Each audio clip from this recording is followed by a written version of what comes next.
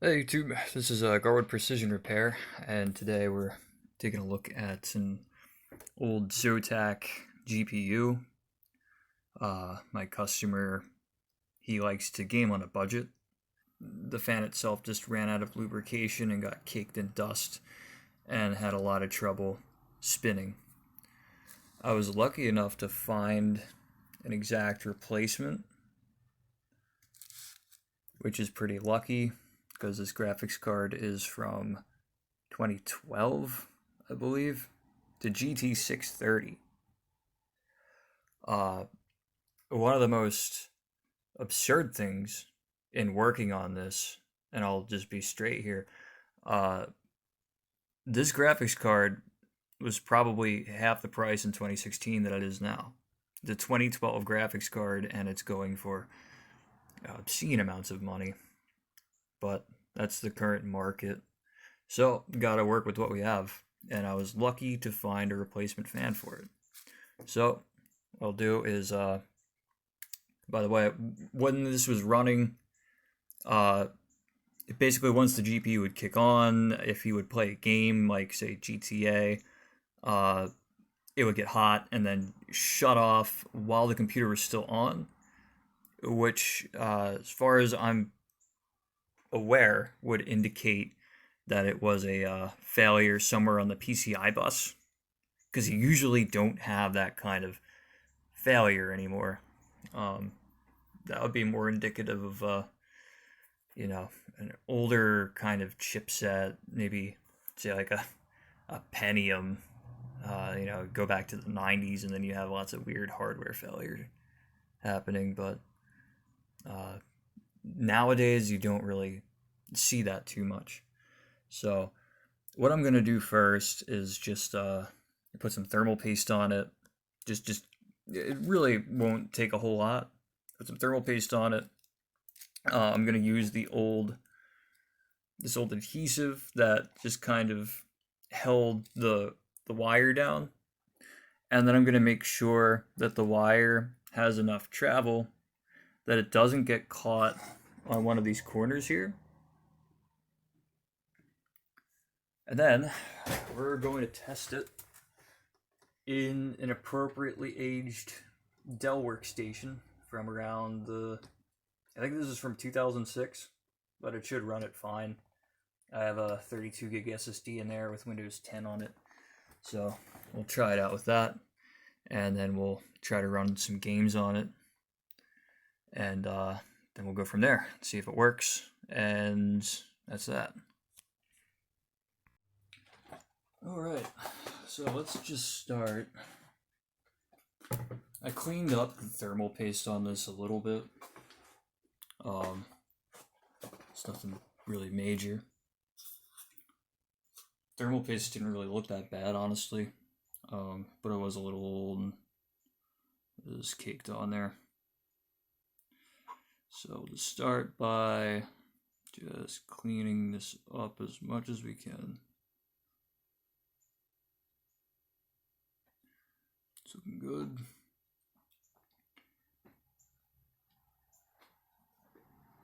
Gonna use some 70%.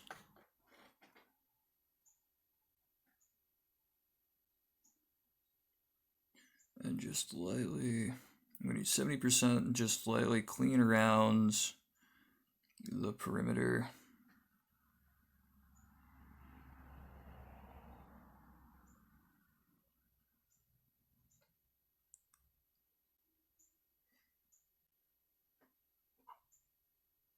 Clean these pads off a little bit.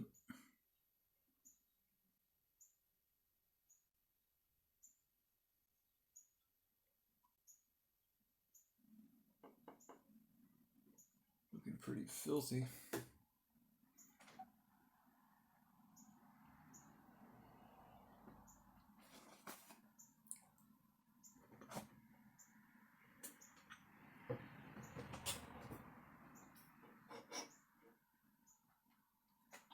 Actually, I find it kind of peculiar uh, to be doing work like this again. Uh, I'm more than happy to, but I never thought years ago that GPUs and the GPU market would get this this desperate. I'd say it's not a buyer's market. It's more a beggar's market. Get whatever you can get.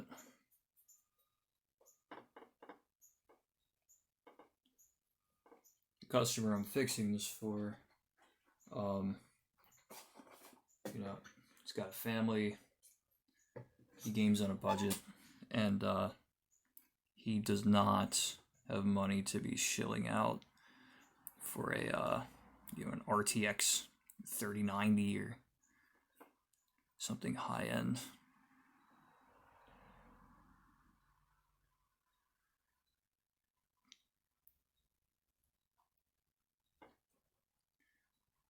I think I found this card for, I'm trying to remember here, it was $50, $40 in 2016 for a 4 gig ZOTAC GT630.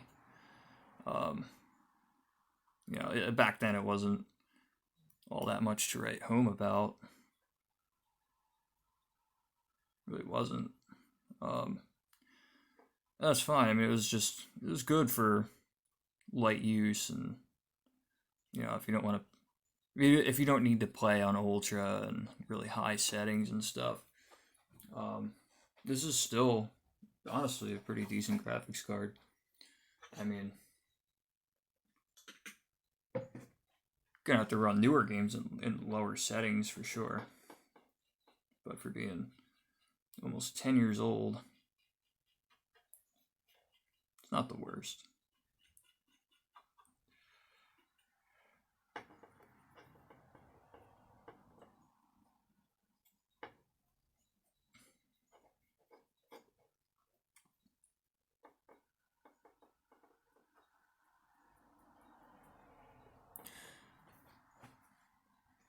Some people like to have,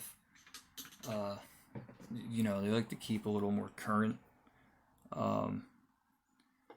At this point in time, I've gradually gotten to the point that I'm spiteful and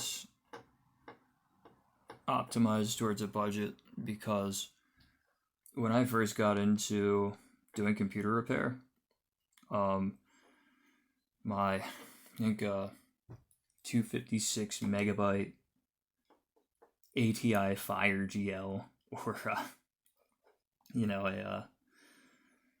a GeForce of that caliber, you know, 128 MB, 256 megabyte GPU, that would have been hundreds, if not over $1,000, you know. And what I'm really getting at is that era of computers, you know, the Pentium 4 era is almost a completely bygone one now. And I remember when those devices were worth, you know, $3,000, $4,000, and now a lot of people wouldn't even use them as a doorstop. Nothing against Pentium 4. I mean, for its era, it's very powerful. Very powerful. If anything, it was so remarkably outdone by the Core 2.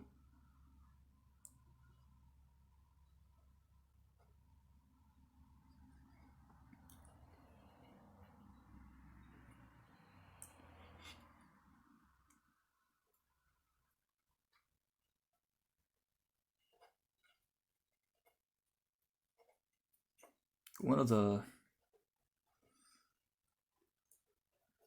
of the things I've been wondering, because you know, some devices are particularly hard to find a use case for after their window of time runs out. You know, there's still a whole lot of uses for, say, you know, vintage Macintoshes, or you know, 486 and Pentium era computers, or even, you know, Pentium 3. All these, there's all these distinct, iconic eras of computing history. And one of the hardest use cases seems to be the Pentium D, which is ancient now. And it was the it's like the final variant of that old net burst architecture that ran really, really hot.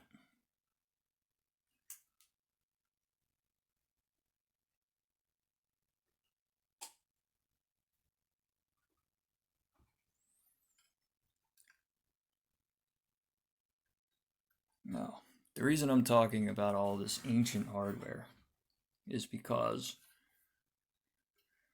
it might be wise to be careful now.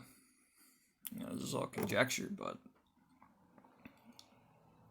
the $2,000 graphics card of now is the doorstop of 5 years from now, potentially.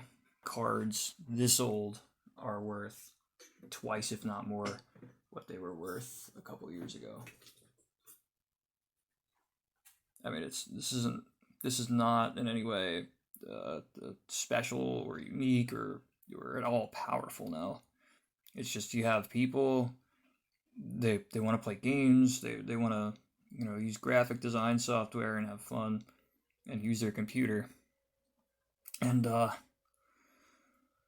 unfortunately, with the market, some people will get mad and say, you know, oh, there's crypto people, or, you know, pin it on someone here or there, but really what it just comes down to being able to scale.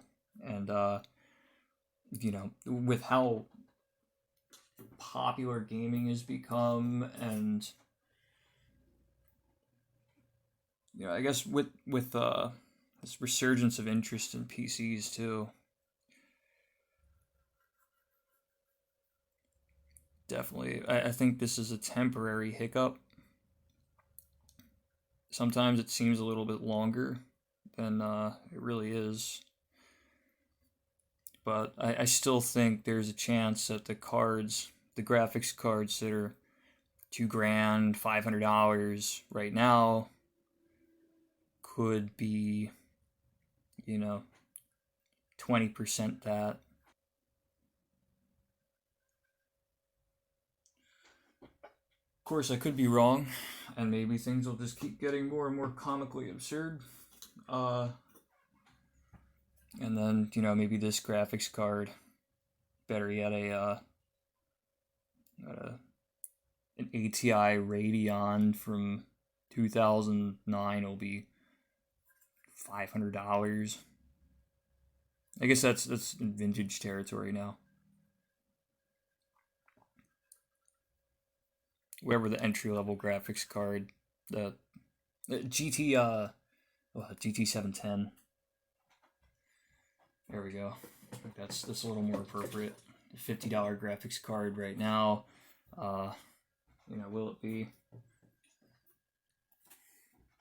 it be $500 this time next year, or will it be worthless and people can't get rid of them? Like those, you know,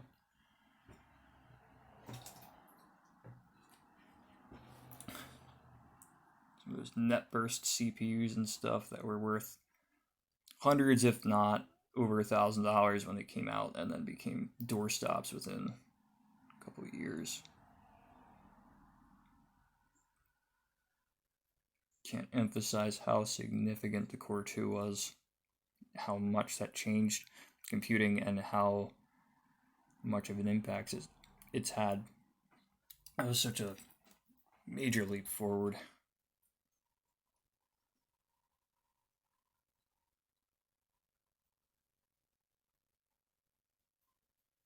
I think personally, I went from using a like a Pentium 2 era computer, the slot 1, that I upgraded to a Pentium 3 one of the old 100 megahertz front side bus Pentium 3s.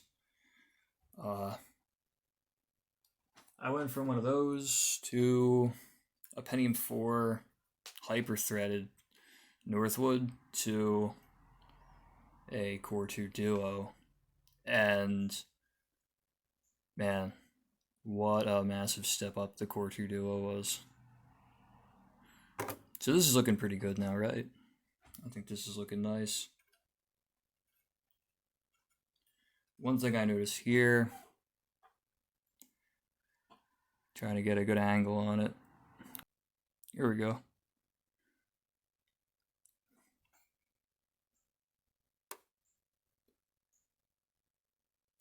Definitely looks like this heated up pretty good. You get the same effect by, say if you have like a steel plate or a rod or something and take a blowtorch to it. Gradually it'll have it change color, go to like a straw and blue and so forth and so on, and eventually it just turns really dark. It's all carbon. Let's try to clean this a little bit.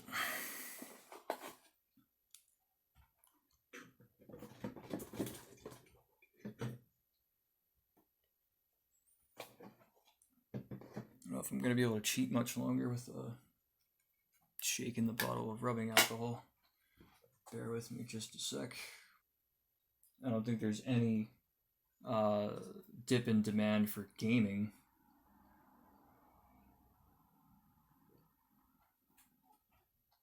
I suppose it all comes down to where crypto is.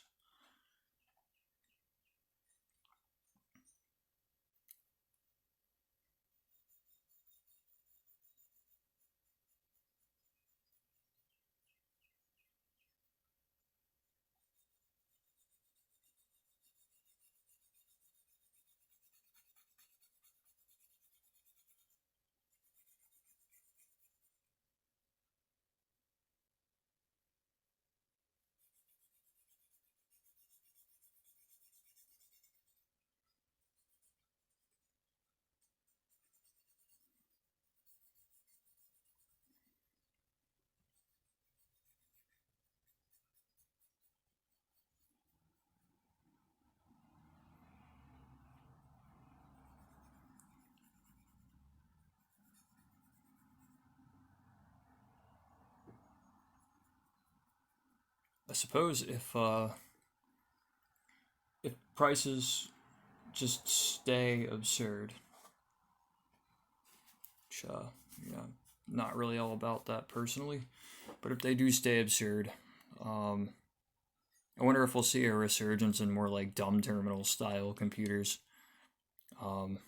where you just kind of use a terminal and sign into something that uses cloud computing and lots of raw concentrated power in some remote location to offset the lack of like strong local hardware.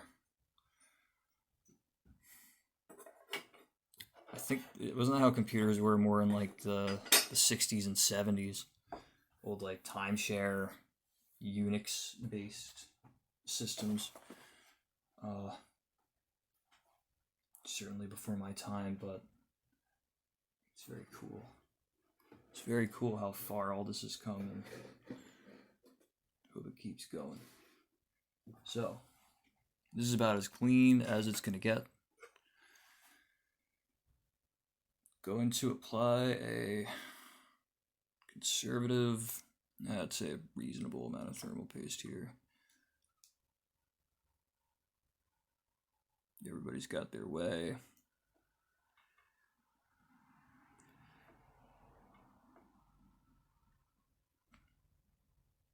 I think that'll do.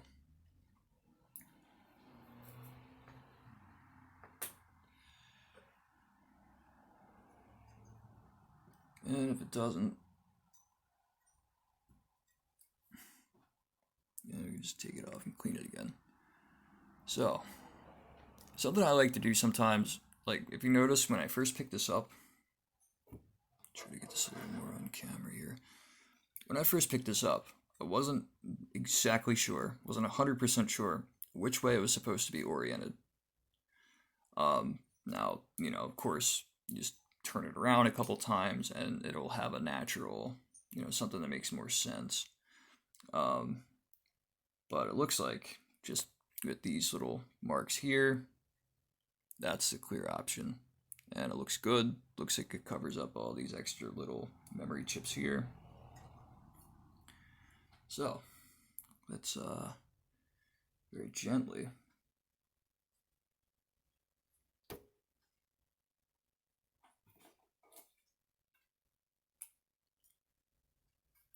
what I'm going to try to do here is kind of get the feed in on one side of it, so that way when I put this down,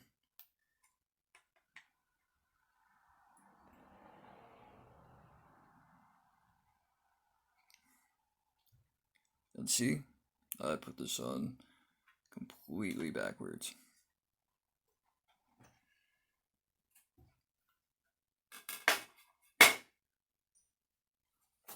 Okay.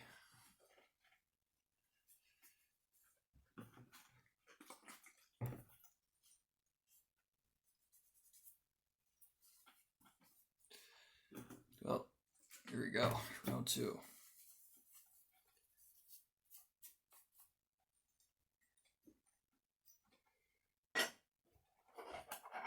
Clean the thermal paste off this. Don't exactly, I gotta admit, I don't like. I'm gonna do thermal paste twice, but I would rather be thorough. I'd rather be thorough and make sure that it's applied right.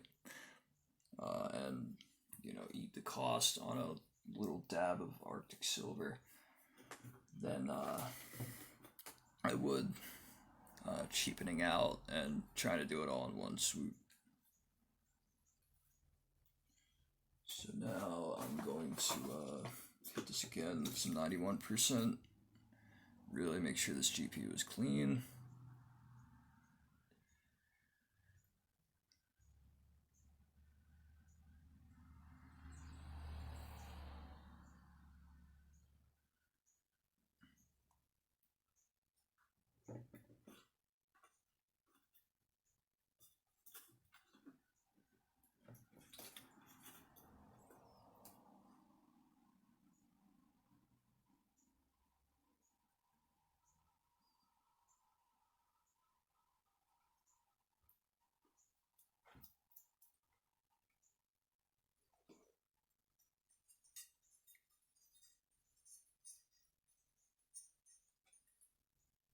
So this looks like it's going to be the sensible option here, right? All this looks like it lines up well. So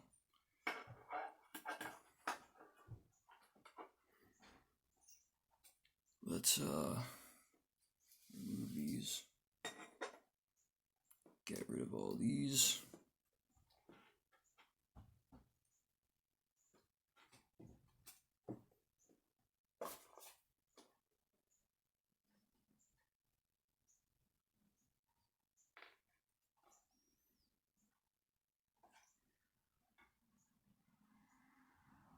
And then once more.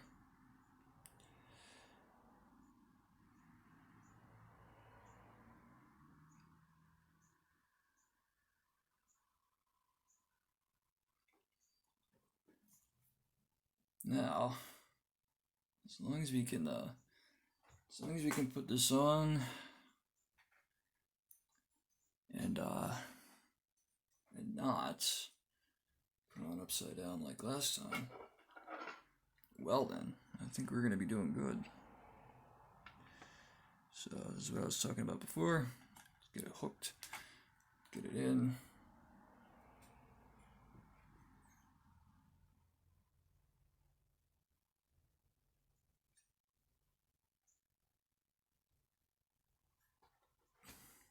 There we go.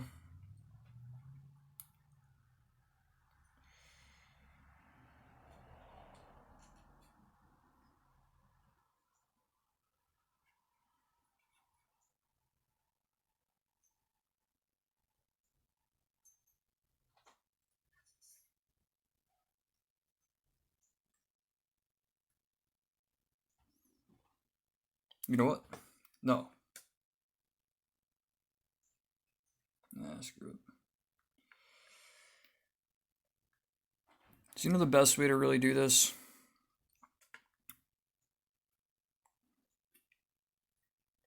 See these through holes here? Try to do. I'm going to turn the light on again. Bear with me just a second here.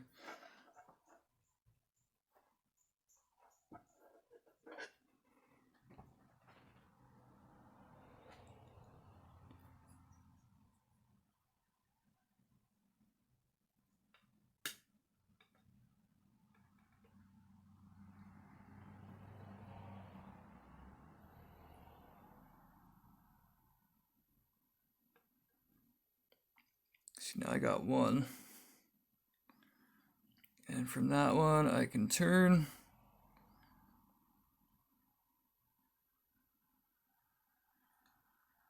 And I can get them all just a kiss like that.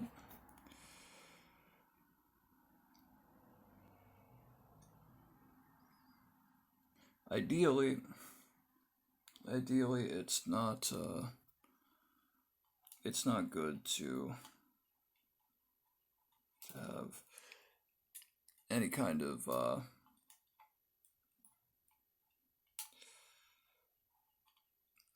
pressure on the thermal paste. Gotta work with what you got.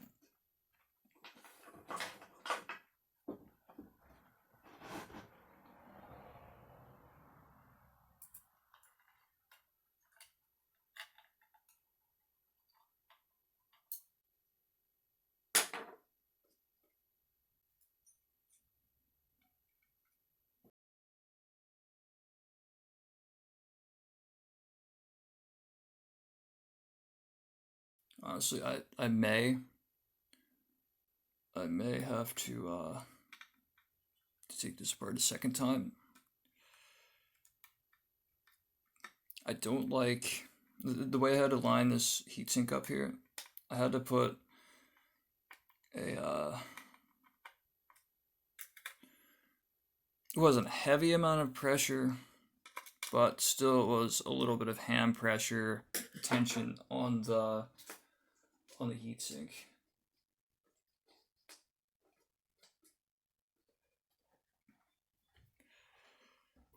And that may have caused for a bad spread of the thermal paste. Nevertheless, we're going to hook it up and we're going to run a couple tests.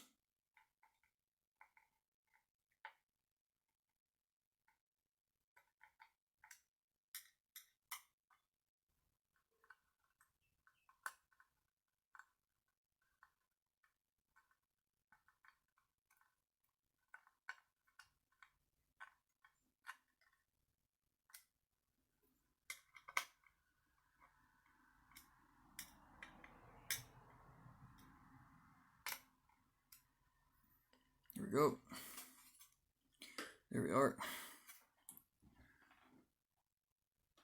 Still a little bit of dust in there. This is something I should have done before I put the heatsink back on. But what I'm doing here is very, very lightweight. Just being very gingerly with it. Alright, so now this is looking pretty good. Up next, what we gotta do is ever so delicately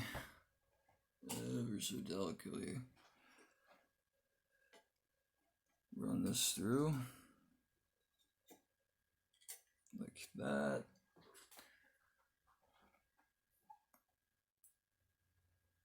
Definitely gonna need a thin screwdriver for something like this.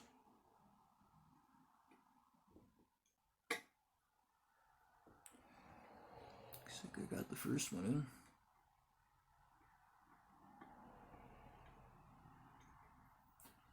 Not gonna make any of them freakishly tight just yet. There's 3 screws to put in here. And I wouldn't even, by the way, I wouldn't even attempt this without having some kind of magnetic screwdriver, because, I'll show you in just a second. See the underside of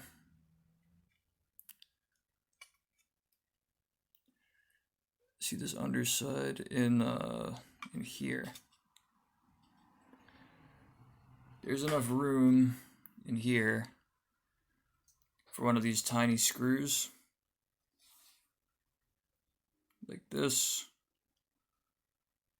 There's enough room for that to get caught down in there and just cause a world of pain for everybody. The graphics card, the repairman, and the customer. Here we go. Got the third one in.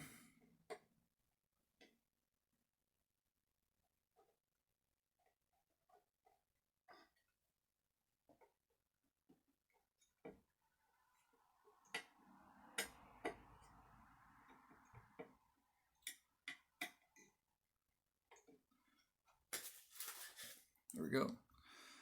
And then let's just compare it to the original ZOTAC fan. Here we've got 5, 6, 7, 8, 9, 10, 11 blades. 11 blades here.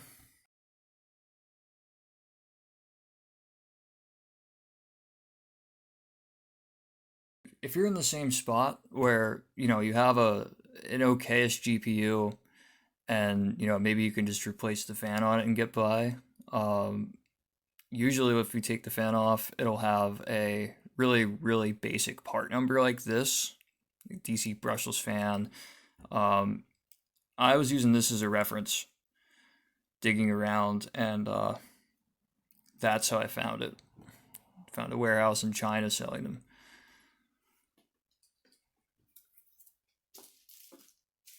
Now, notice there's a little bit of rubber insulation in here, and it looks like that's in place to have it avoid hitting the having these wires here touch the heatsink when it gets hot.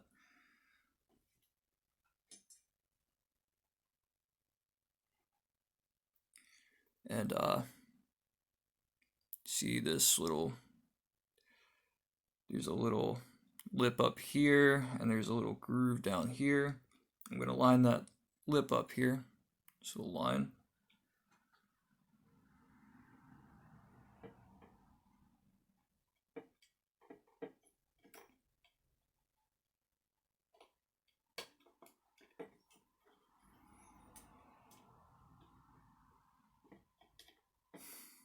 Okay, there we go.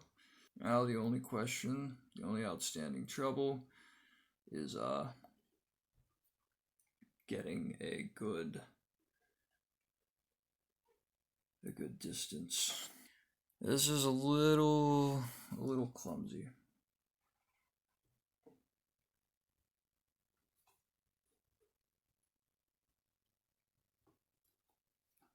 You might be looking at me and thinking like, hey, maybe he's running it through the wrong place. If you notice, it's a little wider in here, and specifically for this insulated wire to run through. You don't want it to you don't want to touch the heatsink, and you don't want it to touch where it's going in, the PCIe slot.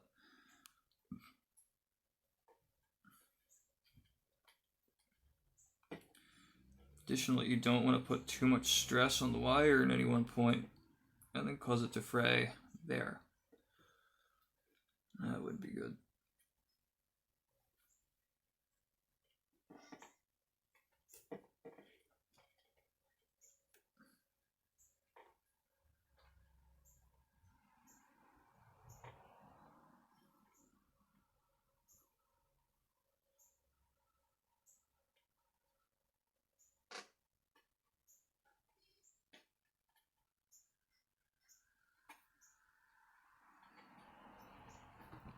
I wonder if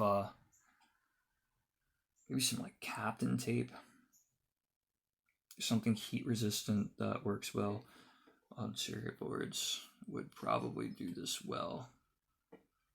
Probably do it really well. You know what? For now, I'm gonna actually just let it hang loose, because I'm gonna test it. Gonna put this old insert back on.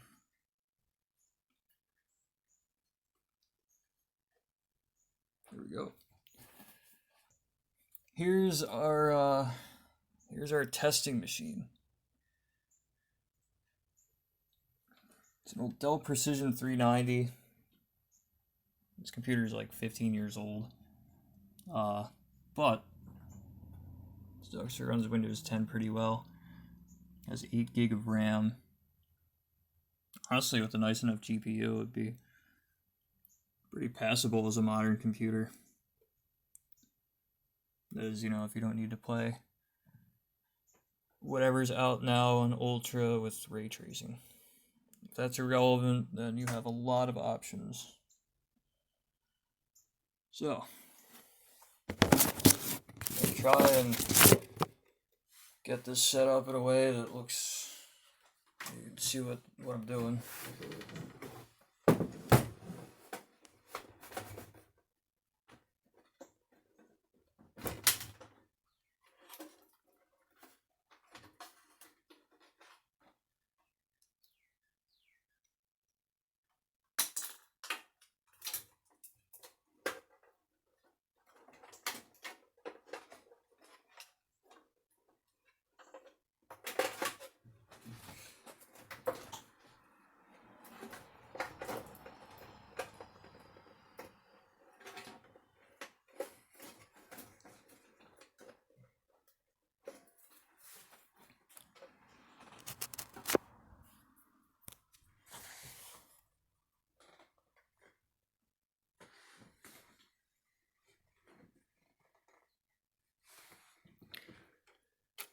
Alright, so we got a DVD-RW drive, and I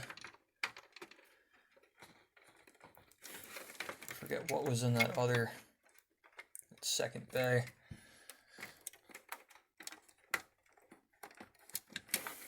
There we go.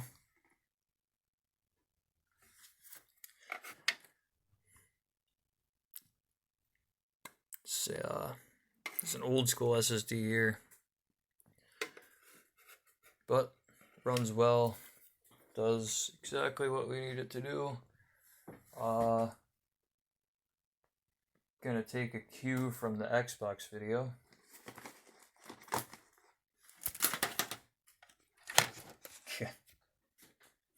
There we go. Precision repair, right? Oh man. I kid. This is exactly, I think, where all the trouble happened. Because this cord's a little loose. It wants to come undone again, so I'm just gonna take this off for testing. There's my tripod, trusty old Guard Precision Repair tripod. Stop throwing myself under the bus. Okay. I'm gonna hold this like this, which I would rather not do.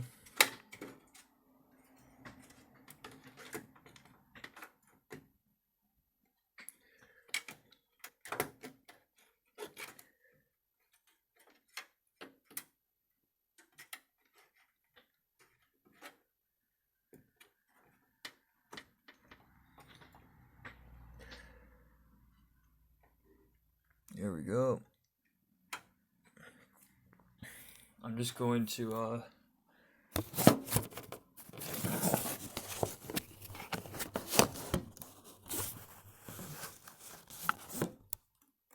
you know what, that actually works. That works fine. Gonna push this out a little bit and just nudge this in and make sure that sure I'm all in. There we go. In, good. Here's our wire.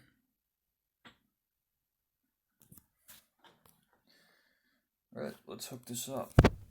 Okay, so here we have this loose myriad of parts put into a case. This is a really rough testing computer.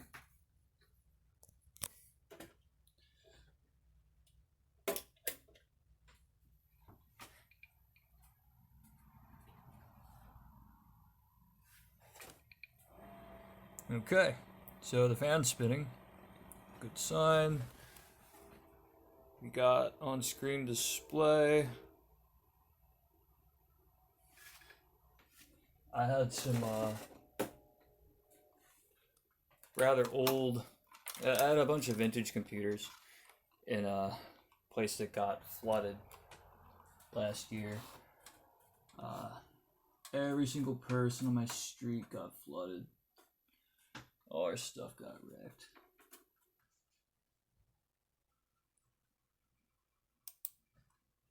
That's reading. Last but not least, let's run a hardware monitor.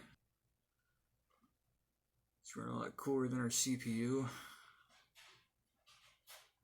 Let's hook this back up to the internet quick. I'm gonna make this GPU work a little bit more.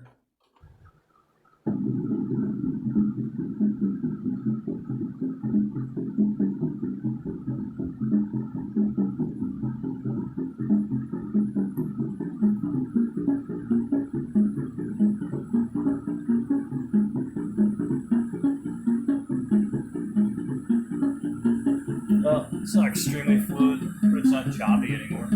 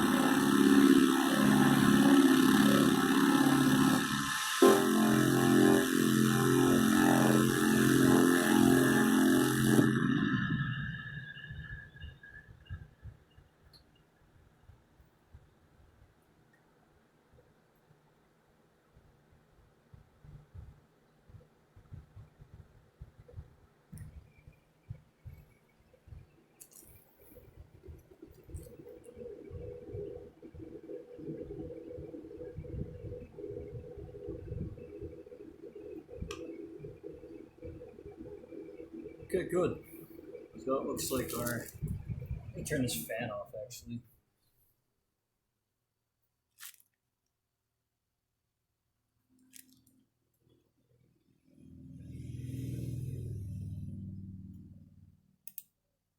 So it just ran a really intense demo, and now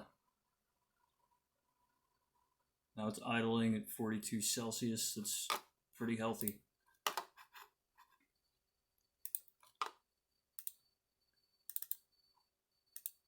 Let's run another demo.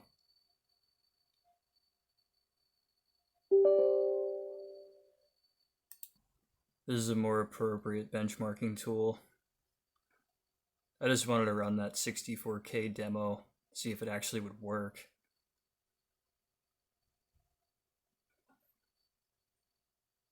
This computer struggles to play back video above 720, especially at 60 frames. So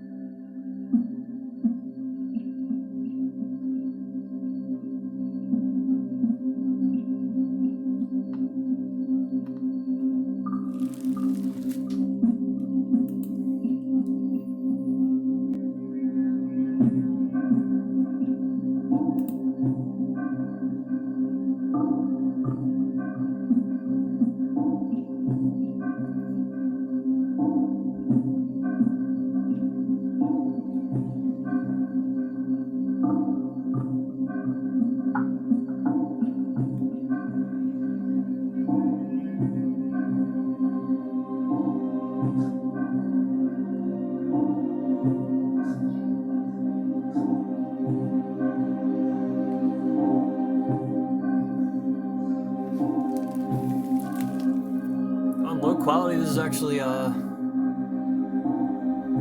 this is pretty good.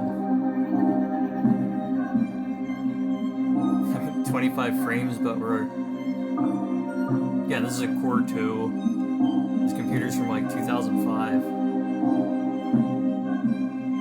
The graphics card's from 2012, which, does that predate DX11?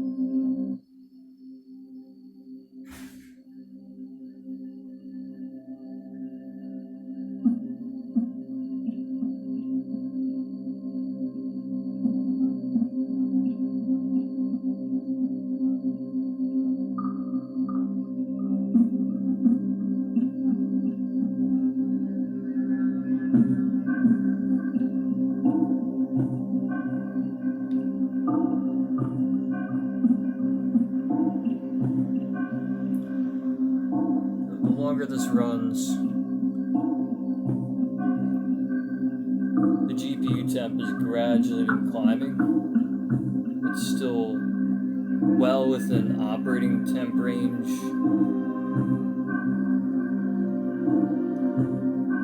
but it is steadily climbing.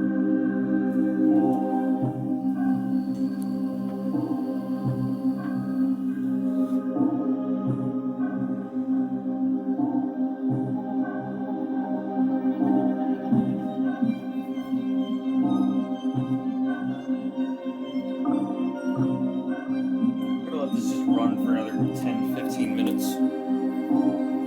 See what happens. Okay, here we are. It's been at least 5 minutes. I'm gonna say 5-10 minutes. And this is still, most importantly, running at a cool temp.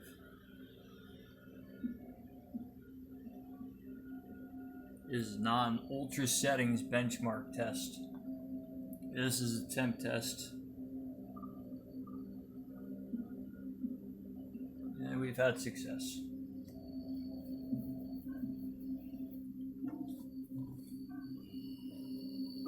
So it looks like this GeForce GT630 will live on for quite a bit more.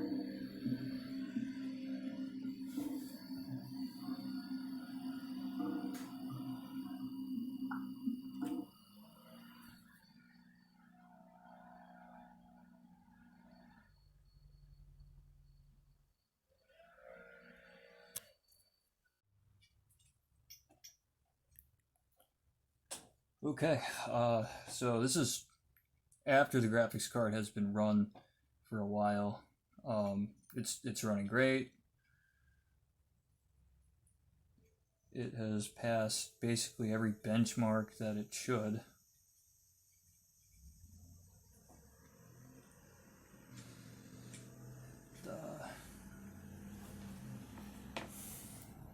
What I'm working on doing here is trying to form the wire a little bit.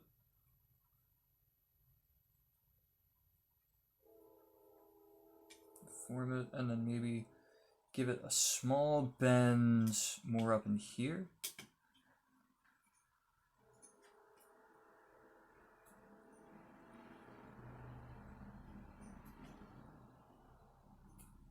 I'll move the camera over in just a second, so see just what exactly I'm trying to do.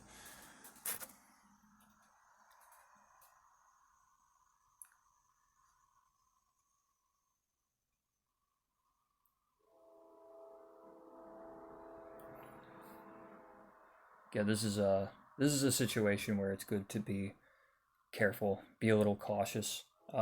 This wire here is a little better insulated than the wire around it. No matter, it's just as subject to getting a kink.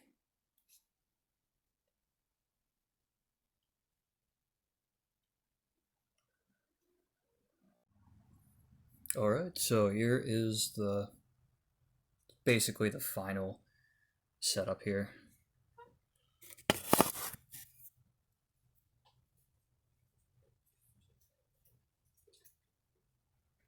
Rather than use the little adhesive that was on there, I'm actually just going to use a tiny little bit of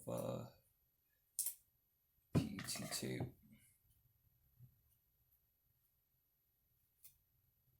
I mean tiny.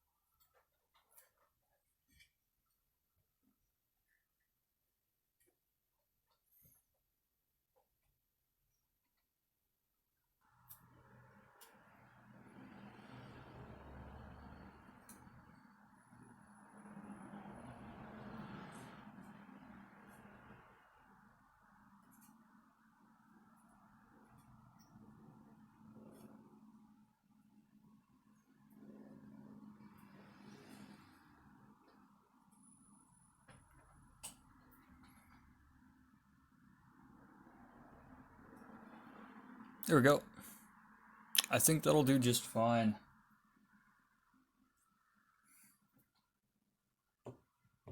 And last but not least,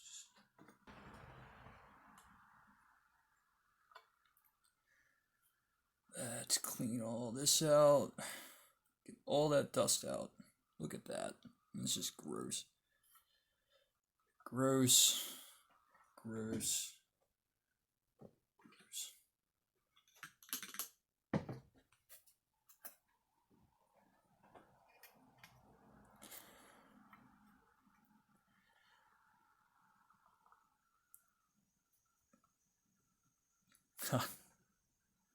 Look at that. I've never seen... For reference, I used to work in a machine shop, and I've seen a lot of discolored and heated up steel before.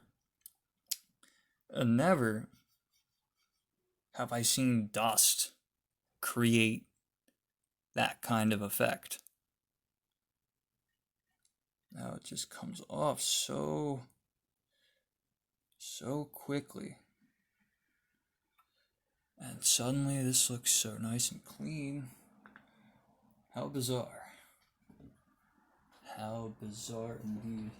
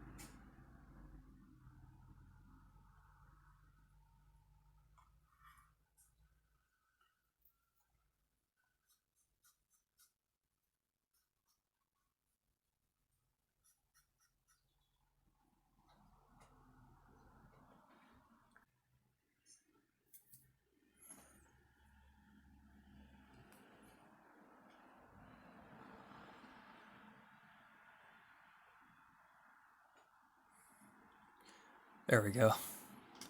Now when this goes in, this will have enough space and clearance. And just to prove it, I'm going to put it in one last time.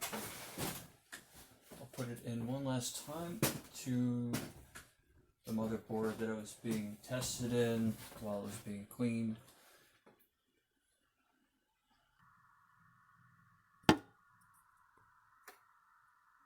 So this is how it would look.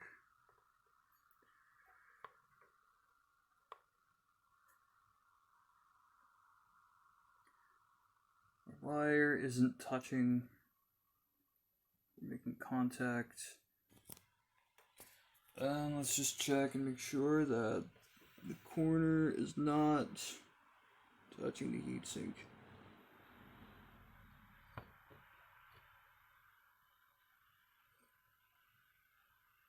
And it appears that we're in luck. It's looking good. It's not a perfect fit, it's not a factory fit, but do keep in mind, this is an aftermarket replacement fan, and there's only so much stress I want to put on a bend, so for bringing what otherwise would have been a totally dead graphics card back, I'm more than happy with this result. Yeah, I've got to say, again, I worked in machine shops, and seeing that, that tricked me pretty good. Took me by surprise. I never thought that would have just been dust. Dust could make such a natural looking heated steel discoloration, or should I say colorization, like that. However, here it is. It's a journey that involved stripping down an entire computer and demo work and stress testing, but here is here it is. A completely cleaned and restored ZOTAC NVIDIA GeForce GT630.